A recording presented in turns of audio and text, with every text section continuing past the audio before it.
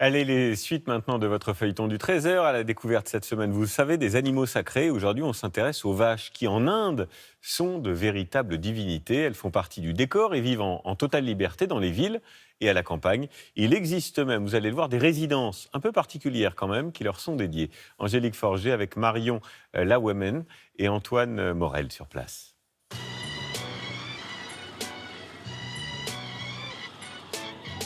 À leur rythme, elles déambulent dans toutes les rues indiennes. Comme les voitures, les scooters ou les tuk-tuk, les vaches font partie du décor. Sur le bitume, elles ont toutes les priorités et tous les droits, même celui de faire une pause au beau milieu de la circulation. Les automobilistes doivent prendre leur mal en patience et slalomer entre ces bêtes imposantes. Mais pas question de s'énerver, ces vaches sont sacrées. Oui, parfois elles nous dérangent, mais qu'est-ce qu'on peut faire? Les vaches sont comme nos mères. Dans notre religion hindoue, on ne peut pas les frapper. La vache est la plus grande sainte. En Inde, les hindous les considèrent comme des divinités. Dans ce temple du sud du pays, elles sont même vénérées. L'office du jour se tient avec cette vache à bosse. Pendant 1 heure, les moines lui chantent des louanges, la couvrent de fleurs, lui donnent à manger.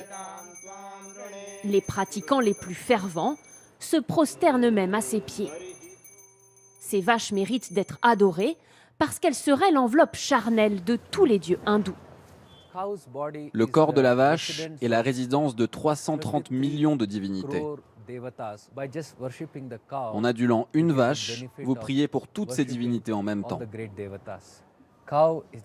La vache est source de tranquillité d'esprit, de spiritualité. Érigées par les nationalistes en symbole de l'identité hindoue, les vaches sont de plus en plus protégées.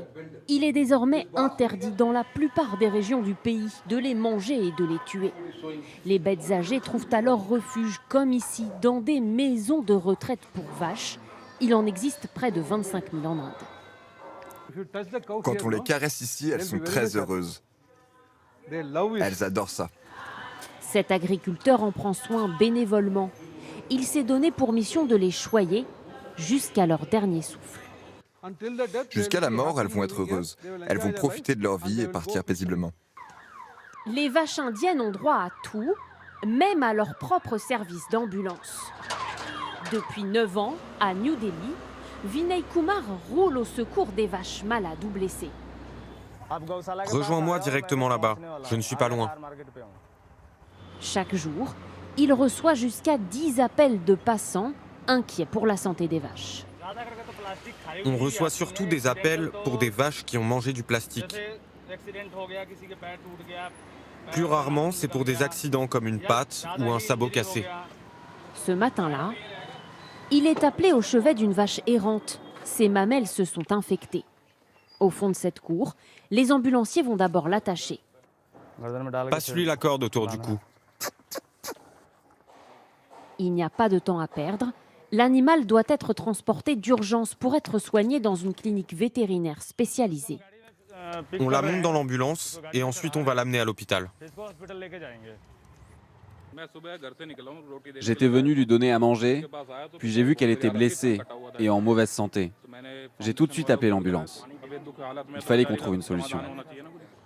Adulées, sacralisées, les vaches en Inde seraient aujourd'hui plus de 300 millions, soit 1 pour 4 habitants.